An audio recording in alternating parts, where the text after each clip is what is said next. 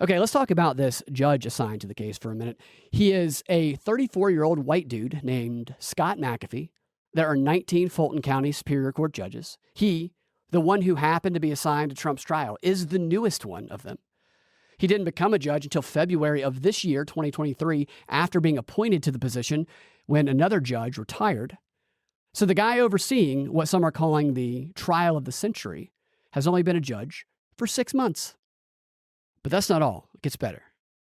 He's not only a newbie judge, he also previously worked for Fani Willis. District Attorney Fani Willis. Before she was the DA, she was the head of a special crimes division in the DA's office that McAfee also worked in. Willis was her supervisor. This despite the fact that Reuters and the Washington Post and other news outlets claimed in their articles covering the story that it is unknown if they worked together. No, it's not unknown if they worked together. It's definitely known that they did because the former district attorney, who was both of their bosses, Paul Howard, confirmed that the two worked in his district attorney office and that Willis was in fact McAfee's supervisor, something both the New York Times and Wall Street Journal did actually admit. But that's not all. There's still even more. The guy's not only an inexperienced judge whose former boss is the lady prosecuting Trump's case. The person who appointed him to this position when the other judge stepped down was the only anti-Trump Republican that the media loves more than Chris Christie, a guy who CNN can't stop calling the model Republican, and that would be Georgia Governor Brian Kemp. You can get a pretty good idea of why the media loves Kemp based on the coverage of his response to Trump's response to the indictment. Headlines like, Kemp tears into Trump's false Georgia claims. Or this one, Governor Brian Kemp absolutely obliterates Trump's plan to present irrefutable report on voter fraud in scorching statement. That's how they cover Brian Kemp. And what Kemp's scorching statement? First, Trump's statement was, after the indictment, Trump posted a large, complex, detailed, but irrefutable report on the presidential election fraud, which took place in Georgia, is almost complete and will be presented by me at a major news conference at 11 a.m. on Monday in New Jersey. Based on the results of the conclusive report, all charges should be dropped against me and others. There will be a complete exoneration. They never went after those that rigged the election. They only went after those that fought to find the riggers. To which Brian Kemp took a screenshot of. He took a screenshot of Trump's truth and tweeted it on X, along with a message that says, the 2020 election in Georgia was not stolen. For nearly 3 years now, anyone with evidence of fraud has failed to come forward under oath and prove anything in a court of law. Our elections in Georgia are secure, accessible, and fair, and will continue to be as long as I am governor. The future of our country is at stake in 2024, and that must be our focus. That gives you a pretty good idea of where Brian Kemp stands. They love him. He's compromised. That's clear.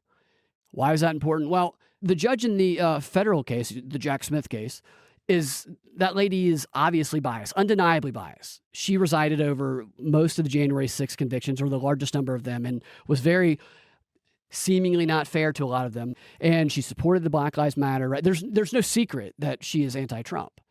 Even never-Trumper Republicans can't argue that she's fair.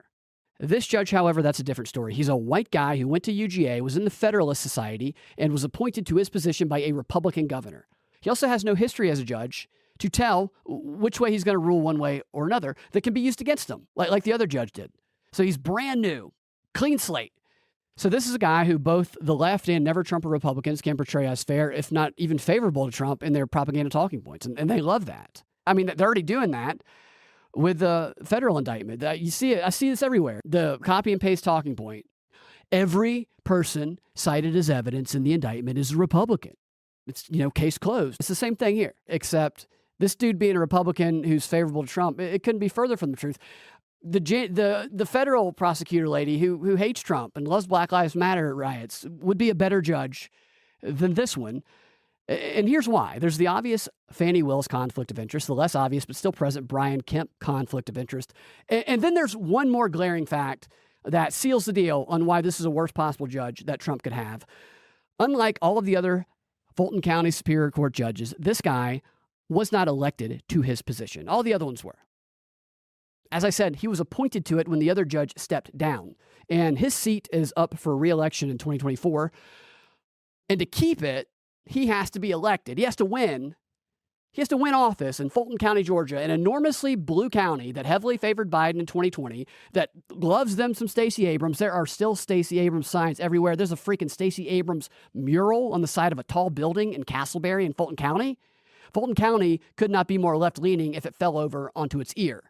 And a guy who is a Republican-appointed white male judge who was in the Federalist Society has to win the vote of the people in Stacey Abrams' country over to him instead of probably a minority opponent or maybe even a female minority opponent in order to keep his seat on the bench.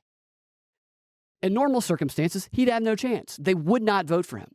But as you know, these aren't normal circumstances.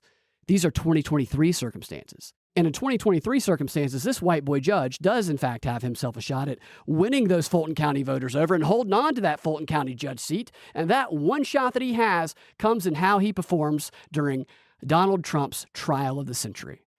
He's going to be auditioning to hold on to that judge seat, auditioning for the Fulton County voters with the way he performs in this trial. Here's what I will do for you. I will align with you. And because he's going to be portrayed as right-leaning, and that's how they'll see him as a Republican, anything that he does that gives the appearance of not just going easy on Trump, but that gives the appearance of not going as hard as he possibly can at Trump. And it's over. He's got no chance. He's going to have to make Trump's life a living hell during this trial. He'll have to be 3 times as biased as any left-leaning judge would have to be just to make sure they don't think that he's going easy on Trump. If he wants to hold on to that seat. He will be very cautious not to do anything that looks like he's doing Trump a favor, and he will make sure everyone knows in Fulton County that he is cracking down on Trump. To sum it all up, the judge overseeing Trump's trial, the trial of the century, is an unelected judge who's been on the job just 6 months, who previously worked for the very district attorney who is prosecuting the case he's overseeing, who also was appointed to his position by an anti-Trump Republican, and who, if he has any hope of holding on to that position, has to, with his performance during this trial, win over voters in a rabidly anti-Trump county who in any other circumstance would never consider voting for him. This guy couldn't be worse. And by the way, we have a pretty good idea what he's going to be cracking down on Trump for, because he has already fined during a trial a formerly pro-Trump lawyer, Lynn Wood, you remember that guy, PSYOP, for making derogatory comments about an adversary in, I think it was a civil case. As Axios put it, McAfee's ruling against pro-Trump attorney Lynn Wood in June offers insight into how he might approach public statements by Trump ahead of the trial. McAfee fined Lynn Wood $5,000 in contempt of court for making public disparaging comments about former associates in violation of a non-disparagement clause, which is exactly what Trump does. I mean, Trump says disparaging things about people he used to work with who are now adversaries. This guy is going to fine Trump when Trump talks trash about Fani Willis or Mike Pence or whoever else, whether it is in a speech or whether it is on Truth Social. I guarantee it. I know my light looks a little bit weird now. I turn the lights out. It looks kind of trippy. Before we get to those 8 minutes of phone conversation between Raffensperger and Trump that the media doesn't want you to hear, I want to tell you what we're going to talk about in the Drive Time News Blast XR, which is how I was once booked at the very Fulton County jail that former President Trump is set to be booked at next week. I can tell the president exactly what to expect, and if they are going to treat him exactly as they treat everyone else, well, they're not going to be very nice to him. That is for sure. I'll tell you all about it and how I think Trump can actually win the 2024 presidential election while he is in the Fulton County jail. I'm serious. I don't think they'll do it, but I'm serious about this idea. If you want to get access to that, go to patreon.com/propaganda report. Subscribe there today.